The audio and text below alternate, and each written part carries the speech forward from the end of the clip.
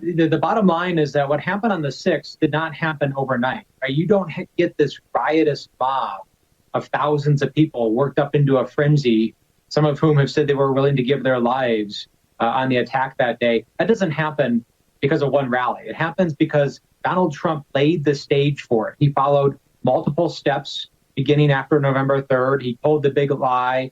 He retold the big lie. He worked people up into a frenzy. He brought them to Washington, D.C. He loaded the cannon. He aimed it to the Capitol, and then he fired it off. And had he not done that, January 6th wouldn't have happened.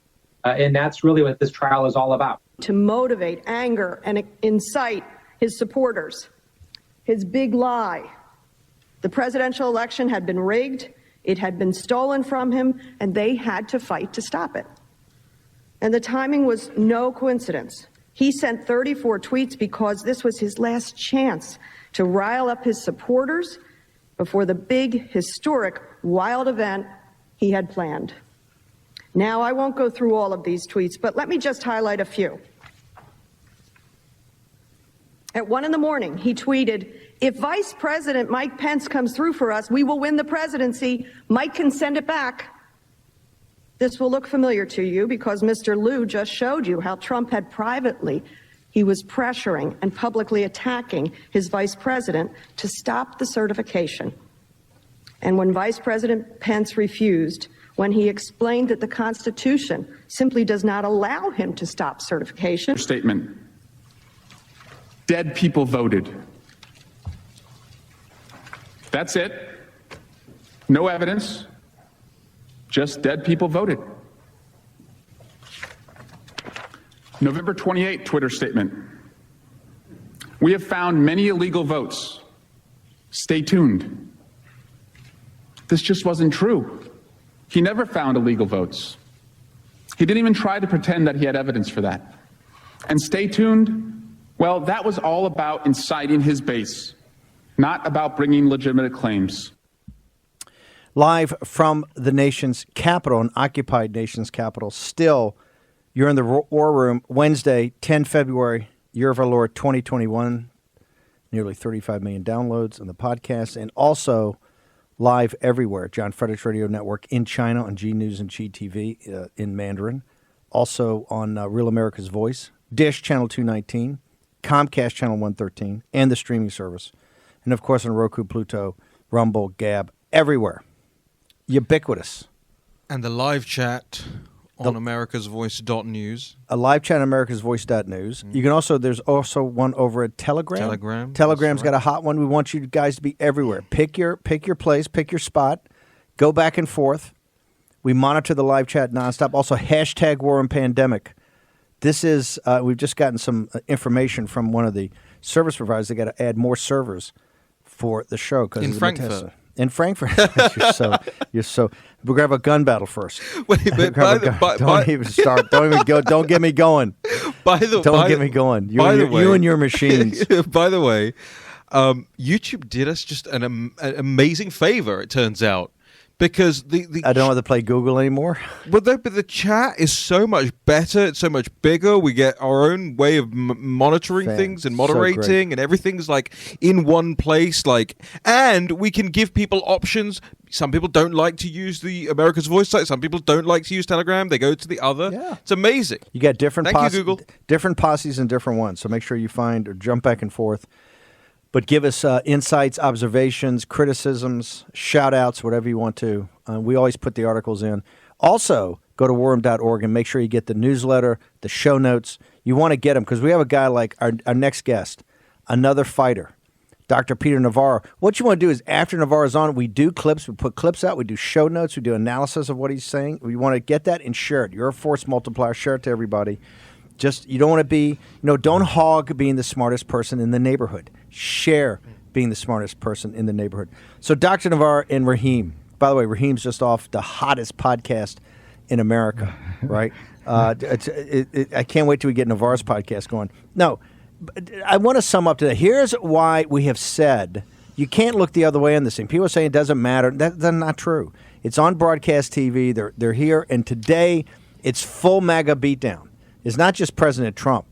They've peeled the mask off. They've ripped the mask off, and they're coming after you. You want to know why there are billboards all throughout the South saying, turn in your neighbor. If a guy's wearing a MAGA hat, he's suspect. You can tell by this impeachment trial today in the Senate, they're going after MAGA, and they're going after MAGA hard. Let me start with Dr. Peter Navarro. Then we'll come back to Raheem Gassam. Doctor, assessment. First off, give me your assessment. Then I'm going to go to Solwell, the CCP compromised, been honeypotted, saying that you have no receipts. He read the Navarro report. He was unimpressed.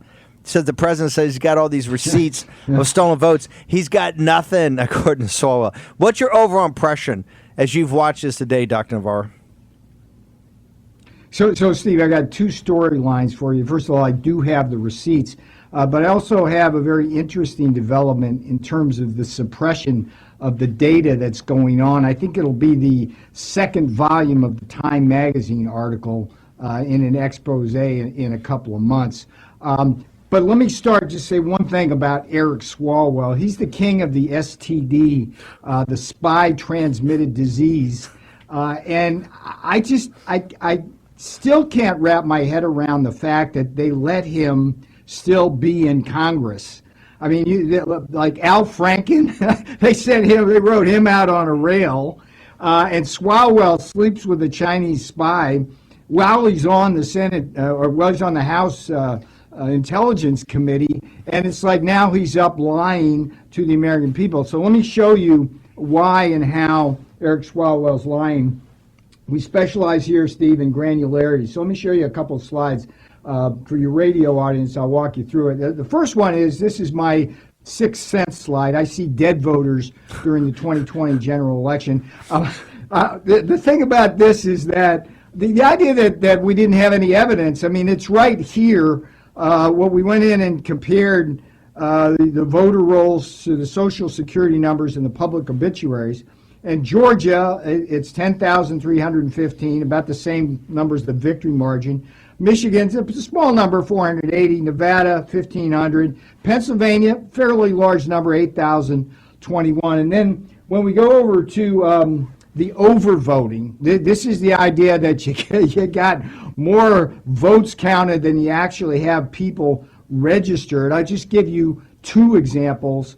In Pennsylvania, the state legislators found over 200,000 more votes than voters in the state, and the Biden victory margin, mind you, was only about 82,000 ballots. And then in Arizona, where you got the same day registration, which is not allowed, there were 11,676 overvotes, and that's bigger than the margin of victory. All of this is sourced in the Navarro report at peternavarro.com. So Eric Swalwell, stick that in your ear. You're a liar. Okay, let me just go to this. By the way, for our podcast and radio audience, these are the stats that he's got slides up there. I just want to go quickly to the overvote. Cameron will get that out for you later. Yeah, I want to just the overvote. Isn't there excuse in Pennsylvania that they're still getting the voter rolls right? There's late registrations and people registered, and as soon as that's done, Peter Navarro is going to be inaccurate because there'll be over 200,000.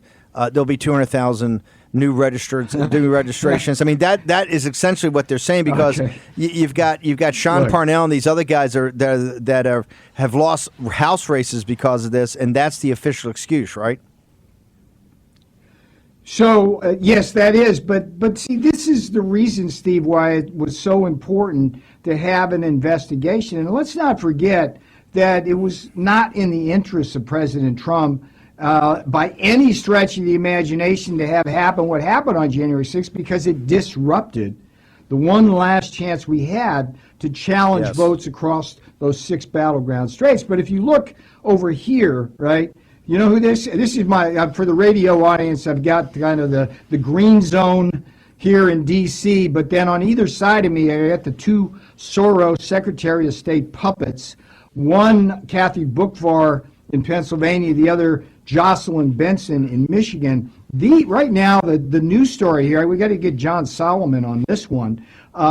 What they've done is they wiped out the voting data from websites. So the stuff we use to get to our numbers, you can't get to anymore, and that's not an accident, Steve. What they're trying to do is erase history right now as they craft this narrative about a free and fair election. But the more I think that they try to suppress this, the more people are going to rebel against it. That's kind of the state of play right now. Hang on. I just want to make sure I'm hanging and get Raheem in here. You're saying that during the week that they start, and today they're pounding Trump and quite frankly daring him to come forward with the receipts. That's what I think is so outrageous about this. They're daring his lawyers that you didn't include it. So now they're throwing down hard. And they're basically saying, like Swalwell and others, we could have pulled a bunch of other clips. You're a liar. You said this. You tweeted this. You convinced the rubes that follow you this. All of it's lies. Are you saying at the same time they're doing that the evidence and the data was pulled off in places like Michigan and in Pennsylvania? Now you have a tough time going to those Secretary of the State sites and see the backup of the numbers that you put in the Navarro report? It's not a tough time. You can't do it. They wiped it clean, Steve. This is clear suppression of data so that they can consolidate their myth. And look, I mean, here's the receipts on the screen. Okay, you got your dead votes. You got your overvoters. And look, put me in, Coach. Here, okay. Give me an hour. Give me an hour at that Senate trial instead of an hour of the hapless, mediocre lawyers we have. Just give me an hour to present the Navarro report. I'll do it in 3 slides and the 150 footnotes that are in that report, and I will prove beyond any shadow of a doubt that that election was stolen from Donald J. Trump by the Time magazine co-conspirators who pulled off what essentially is the theft of the century. The receipts, Steve, we have the receipts, but now they're trying to wipe away history. And by the way, the other thing that's really bothering me, these people on the other side have no sense of history, because every time they say the big lie, basically they're channeling their inner Nazi. Okay, that's what was like Goebbels' whole thing in the Third Reich. It's like, say it enough times, you'll believe it. Yeah. I mean, these people have no sense of history as to what they're doing. And I think they have. I disagree with that. I think they have plenty of sense of history. They're saying they're using it and it's effective. Look, right now, let's be honest. They're hammering the president. And they brought it out. We knew this attack was going to happen. They want to purge President Trump from the political process, and the establishment Republicans are just standing back. And the data with it. And the data with it. Steve. And in doing that, they want to break the spirit of MAGA. They want to, and basically what David Ignatius said in the op-ed in the Washington Post, right? You have to comply. You have to submit. If you do that, all the beatings will stop. It'll all go away. It'll be fine. Submit. You have to submit. But if you're going to keep doing this, you're going to continue to be under pressure. You're a bad guy. You're an insurrectionist. And today they've started the process in living color, and it's been brutal. Right, and it doesn't comport to laws of evidence. It's not particularly logical. They're slicing and dicing this to build a narrative to bury Donald J. Trump. That's why, to me, it's just going to have to be inevitable that he's going to have to. He's the best counterpuncher in history in this regard. He's going to have to do it. Steve, how can Eric Swalwell be the friggin' messenger for these people? Don't they understand that this guy sold this country out? They don't care. Sleeping with a Chinese spy, sharing secrets. I mean, come on. Short commercial break. We're going to come back with Dr. Navarro, Raheem Kassam about today's trial and other topics relating to China. We rejoice when there's no more. Let's take down the CCP. They have all lied for too long. War Room Pandemic with Stephen K. Bannon. The epidemic is a demon, and we cannot let this demon hide. War Room Pandemic. Here's your host, Stephen K. Bannon. So, Raheem, jump in here. You know, today they've called the President of the United States a liar, a leader of an insurrection. They're tarnishing these hardworking people that are a MAGA. It's, as we predicted, it's been pretty brutal. Well, on my podcast today, did you know I had a podcast? I heard something about that. On my podcast today, I talked about that Eric Swalwell thing that we played, and credit to Cameron for pulling that clip, because it is the best example, but also it is the exemplar of almost every argument we've heard over the last 24 hours. And Peter Navarro was the man to deconstruct it because he has the receipts. He put them up on the slide in the last segment. But let's remind ourselves, Eric Swalwell had slides up of the president's tweets while Eric Swalwell was narrating them, saying he offered no evidence. And one of the slides, one of the tweets he put up had a hyperlink on it. The hyperlink links to an article with evidence in it. This is how good the Democrats' case is. When you get underneath the pathos, when you try to find the logos, the facts, the evidence, the truth, it all falls apart. And it falls apart not least because of what Democrats themselves have been saying over the years. Let me read you what Stacey Plaskett said today. She said, quote, "The day before the rioters stormed Congress, an FBI office in Virginia issued an explicit warning that extremists were preparing to travel to Washington to commit violence and war, according to internal reports." So they knew, the authorities knew. This was the FBI. This isn't some tipster calling in. They had a report the day before, and they didn't do anything. They didn't bolster security. They didn't try and identify these people. They didn't try and make preemptive arrests. Remember, she's up there, and they're making the claim that the White House knew, that President Trump knew, because they were, quote-unquote, monitoring all the social media chatter. Well, guess who else was monitoring the social media chatter? The Federal Bureau of Investigation, Twitter, and their censors. All of these different organizations, these institutions that are very cozy when they want to be, are now suddenly making the case that there was no way that they could have known and that they could have stopped this and that they had a role to play in all of this. We've seen what Stephen Sund, the former Capitol Police Chief, has had to say about Nancy Pelosi and their behavior on the run-up to this. He pleaded for support in advance of this thing. Now, this doesn't excuse any of the people from doing what they did. But you know who should be investigated right now? Are the people who got the warnings and did nothing about them. There needs to be full, open, transparent investigations into what the FBI knew and when they knew it and why they didn't do anything. What Nancy Pelosi knew when she knew it and why she didn't do anything.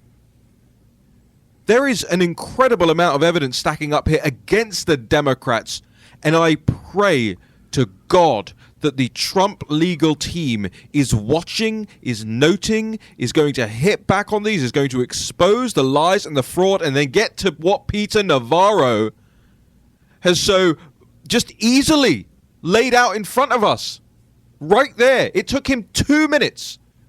And if they don't intend to do that, Steve, then you have to have Peter Navarro in there himself. And this is not a criticism of the Trump team. The reason is Navarro dedicated himself in his off hours to get down and to do this like he was doing a trade deal with China, to go find the evidence, go find the math. He's a math guy. It's all driven by mathematics. He went and found the receipts. I'm going to pivot back to Navarro in a second, but I just want to – this thing about the FBI and who knew what and the intelligence, because they're throwing a lot of charges out here over today. This thing about Lieutenant Commander – first off, Sicknick, the police officer, the Capitol police officer, we got to get to the bottom of that. The revolver's got it up. I think he says the highest traffic story he's ever had. Things on fire. Wow. But Lieutenant Commander Caldwell, we had Greitens in here today, Navy Lieutenant Commander, top secret clearance, and his lawyer and his filing, he's still being held as one of these insurrectionists. I think he's part of the oath. They say he's part of the Oath Keepers. They're saying, hey, after he left the Navy with a top secret clearance, he was a section chief or a section head for the FBI. So you got an FBI guy, and the FBI hasn't come back and said, hey, that's a lie, that's misread. First off, it's been total crickets.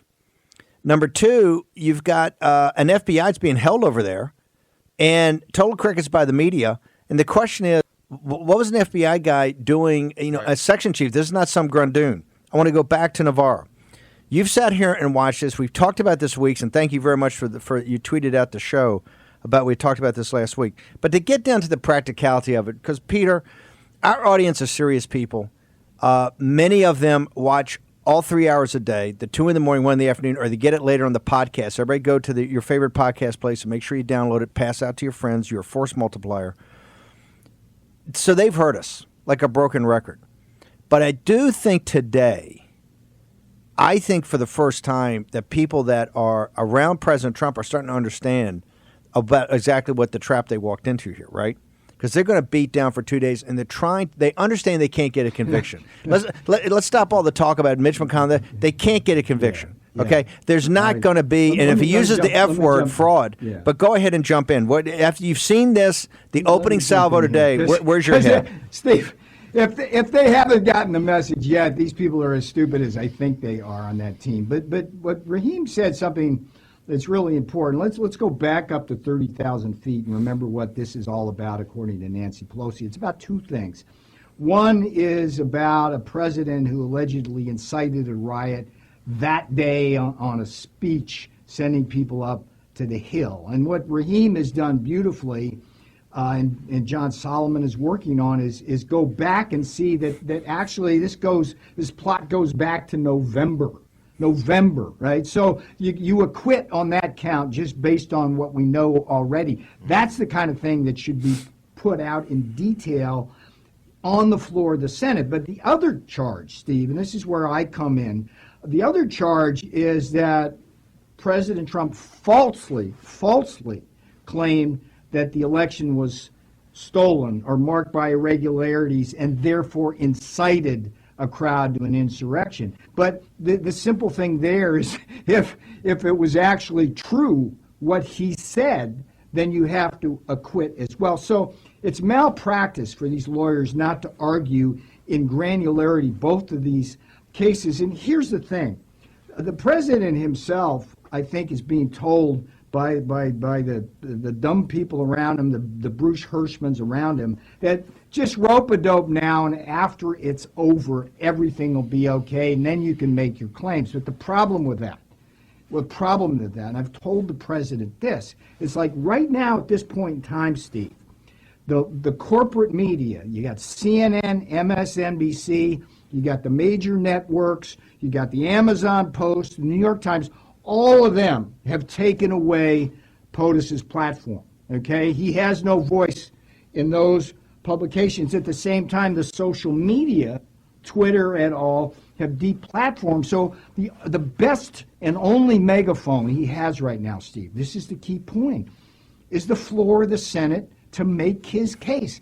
And it would go off around the world. There would be billions of people watching this and learning the problem of this election. And you would see the number of Americans now, which is about half of America believes this election was stolen, would go up to 90% if we could simply present the receipts for the one count, such as exists in the Navarro report, and this granularity that Raheem has raised beautifully about how this plot goes back to November didn't happen on January 6th. So this is the greatest missed political opportunity of all time, Steve. And what Navarro is saying, because they don't want the F word, you published on the National Pulse, I think 10 days ago, Steve Cortez, and we know the president read it, that put the Senate on trial. Yes. Get MAGA. Now we see not just the president, they're putting MAGA on trial. Yes. The America First movement, the deplorables. Turn the guns around and put the Senate on trial, and you do that by using the F word. Yeah, they've given up so many opportunities here. So you've got to expect that some will be taken. I mean, Peter Navarro just lays it out. Just think about what he just said. Originally, remember, everybody wanted you to believe that what President Trump did is got in the DeLorean, hit to 88 miles per hour, went back in time and radicalized people before they got to Capitol Hill, before he even finished his speech, right? That was the first way they framed it. Now they're saying he said so many things between November and January the 6th that it radicalized people. Yes. But remember, they're also telling us that this plot was hatched in November. So again, he got in the DeLorean, hit 88 miles an hour, went back to October and started, maybe it was August. Listen, I've worked in radicalization. You know, I worked in counter-extremism for years and years. And anybody will tell you that at a very minimum, it takes months and months and months of constant feeding information to be able to radicalize them. Years is the average for somebody to become radicalized and then take an action on the basis of it. What has been the main culprit in this country of radicalizing people against American institutions for years? It is the corporate media. The Rolling Stone magazine cover that I bought from eBay, I'll bring it in. Back in 2006, worst Congress ever headline. Undermining the institutions. That was stormed. At every juncture. Hey, have we forgot that Republican congressmen were shot at a baseball field and we never had a conversation about how that radicalization happened? Raheem Kassam, Peter Navarro. Peter Navarro's going to stick with us. We're going to take a short commercial break. We're going to finish up on this. We got some issues about China. Natalie Winter's going to be joining us. Hang around. You're in the War Room.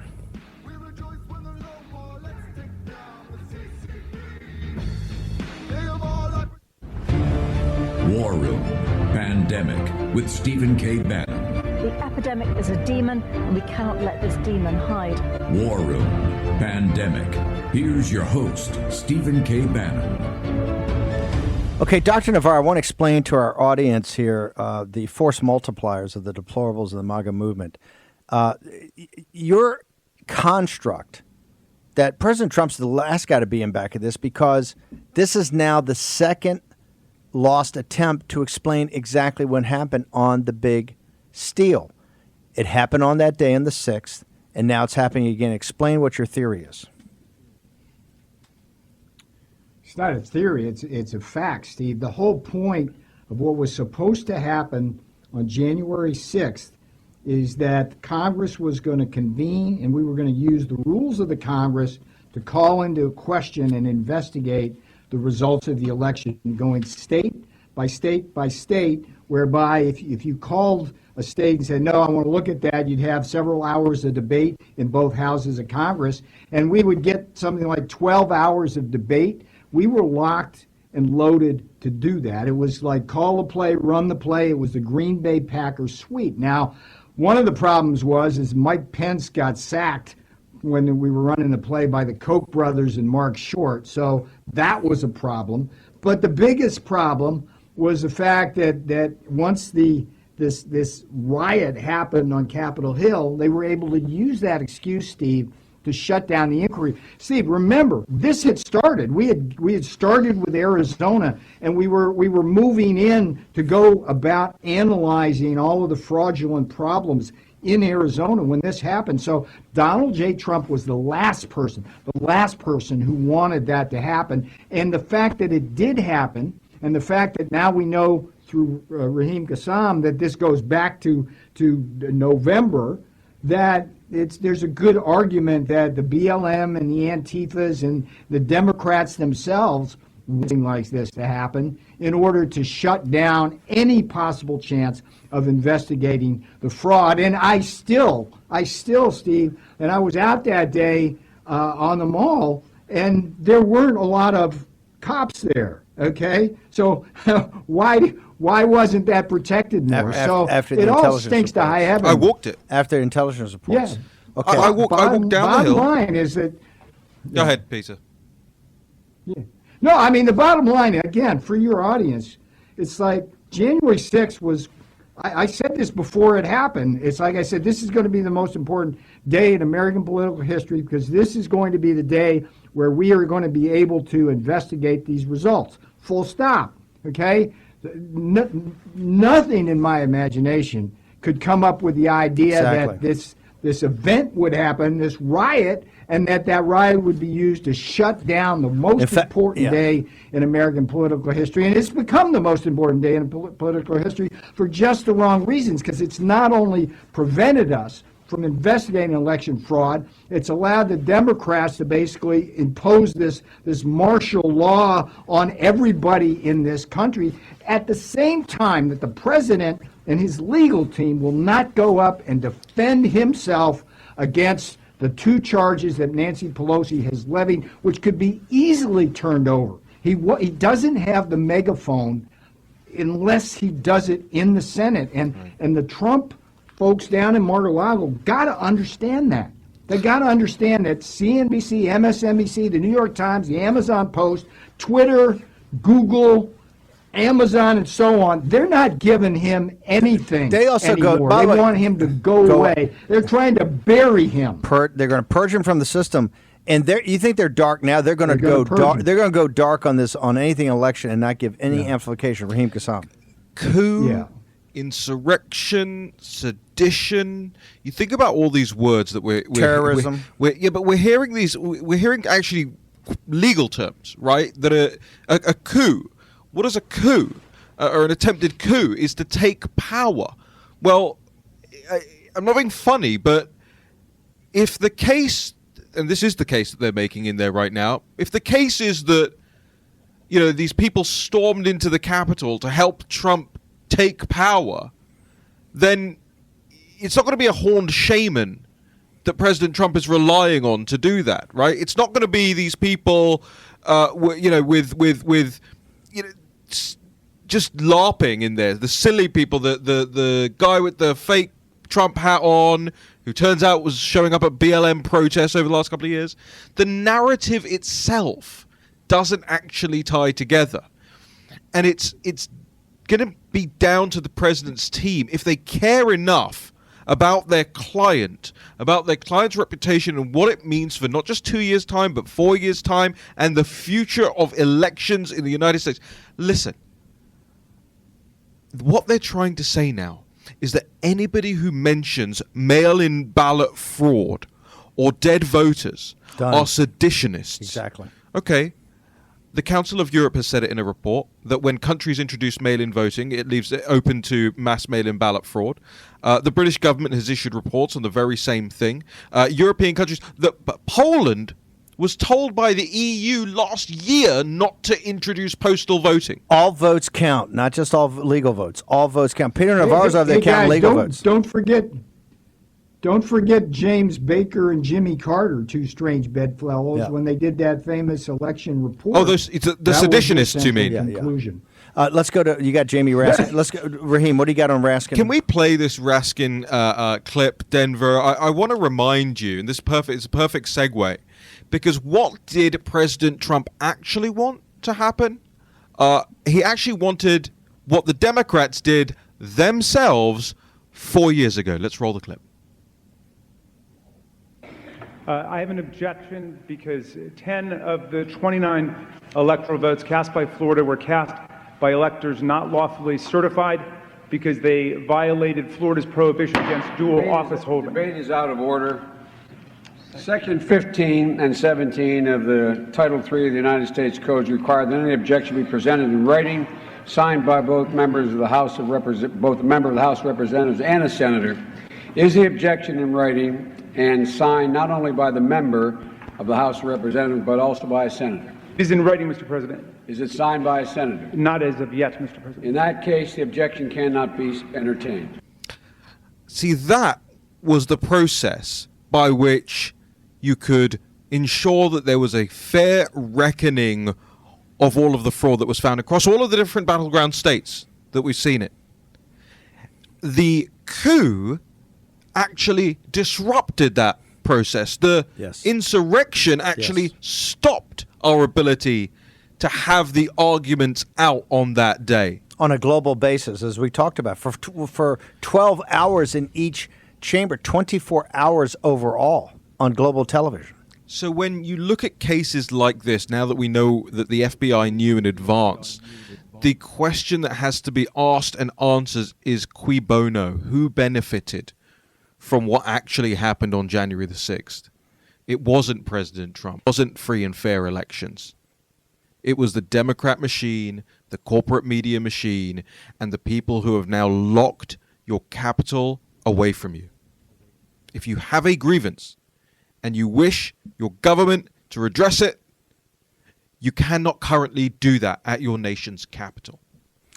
Okay, tomorrow morning we're going to go through this in more detail. Overnight we'll be doing more cuts, but I got to tell you, let's just reset.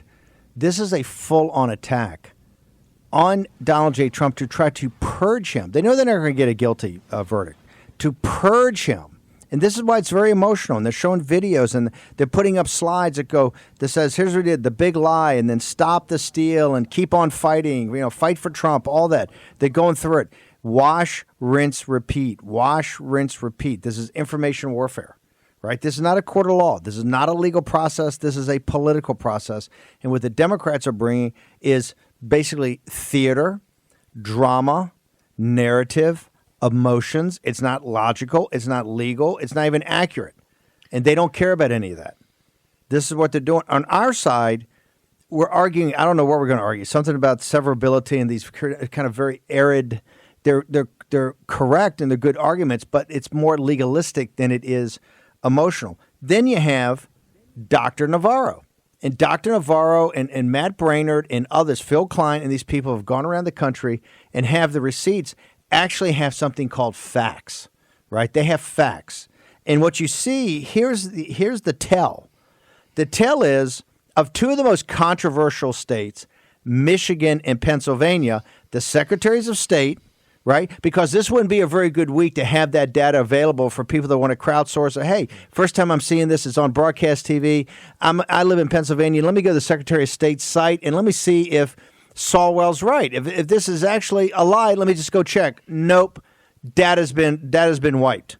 So, Dr. Navarro, what do you think? You're always ahead of the curve. How would you reposition this now, and particularly how do you out Pennsylvania and Michigan and reposition this now? This has got to be fact-based, data-based, evidence-based to get into the grill of this made-for-TV fantasy television script that the Democrats are laying out on President Trump and, most importantly, the MAGA movement.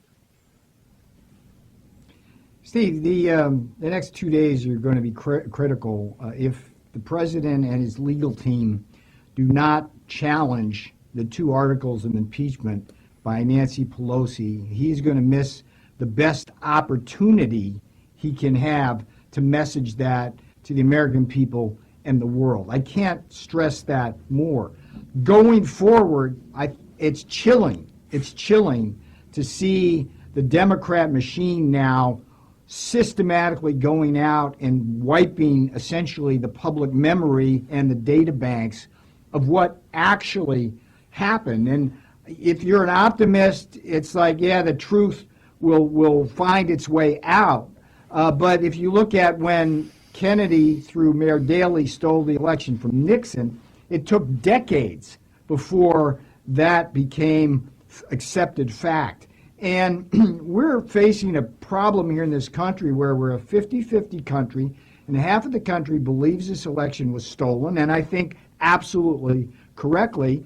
And to the extent that the other side now is doing everything to dox, cancel, deplatform, brainwash the American people, this gap between the two sides is going to be a chasm. Yes. And I foresee troubles ahead. We'll talk about the economy at some point. We're going to have severe economic problems. They're going to be compounded by the political problems. I have no doubt at this point that in 2022, the Republicans will take back at least the House. But in the meantime, there's going to be a lot of pain, suffering, and propaganda. And so we've got a work cut out for us, Steve. And the folks who more and more are joining, listening, and watching this show are really the heart of this. And what I love about what you do, Steve, it's not like, oh, sit back and listen. It's like get out and do. And so we got to get out and do. And what the president needs to do in the next 2 days is put some people on that floor who's going to present the receipts and defend him to the fullest extent of his powers. Last thing I'll say, Steve, it really bothers me that these senators on the Republican side are trying to essentially blackmail, coerce, and intimidate the president into defending himself. And let's not forget who they are. I mean, they are the usual suspects in Romney, Murkowski, Sass, Cassidy now joins and all that. But to me, the biggest problem besides Lindsey Graham is Mitch McConnell. Mitch has never been with the president. For 4 years, I was in the White House, and everything we tried to do, Mitch would be in the way, except for appointing judges. just hang on for a second. We'll come back. We got to bring you over the break and get your coordinates.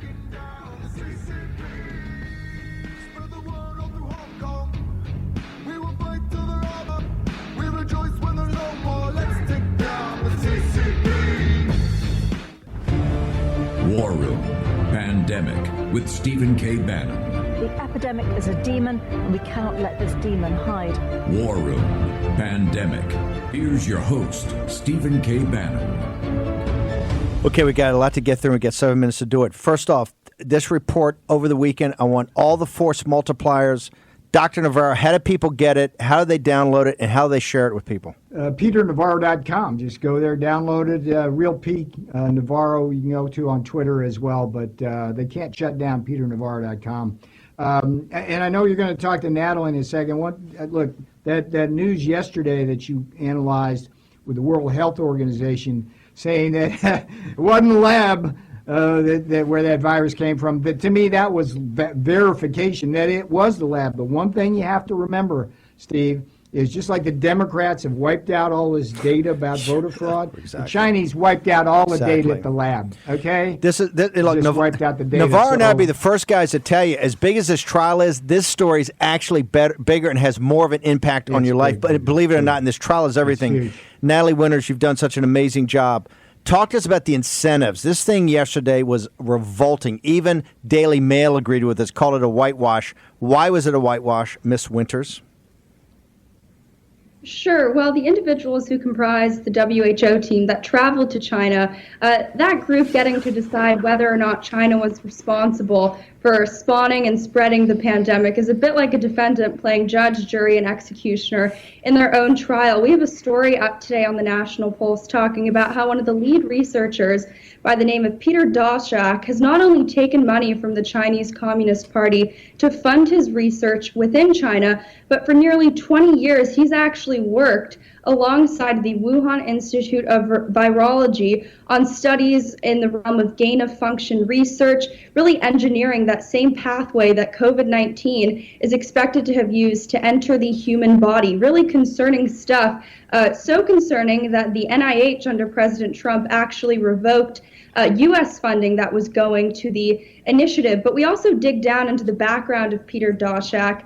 Not only has he spoken at conferences sponsored by China Global Television Network, which is obviously a state-run media outlet within China, but he's also attended and praised conferences by really the premier scientific body within China, which, as in its own words, describes itself as a, quote, bridge that links the Chinese Communist Party and the Chinese government to the country's science and technology community. So follow the money, follow the research studies, follow the trails left by Chinese state media. All roads kind of converge into one theme, and that is Peter Daszak, the World Health Organization. They are deeply, deeply in bed with the Chinese Communist Party. I just want to mention something about Daszak. Isn't Daszak Tony Fauci's? Isn't he Tony Fauci's buddy and colleague, and a guy that Tony Fauci's been funding? How Daszak is a This guy, I'm telling you, we're going to drill down on this. This is another bad hombre. Okay. So Daszak is the most idiotic of useful idiots. And here's what I mean by that. He is a graduate. He got his PhD at the University of East London. The University of East London is lower than what you guys would call a community college. It's the 116th ranked university out of 130 in the United Kingdom. Where I went, the University of Westminster, not a particularly good university, is ranked 111th in the country. So I know a few things about that end of the spectrum. They churn out people.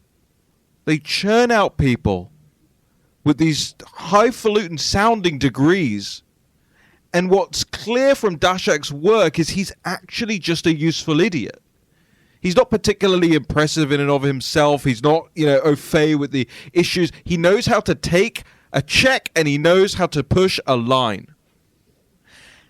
And it's funny you asked that thing about Fauci, because that's the next thing we're looking at in this story.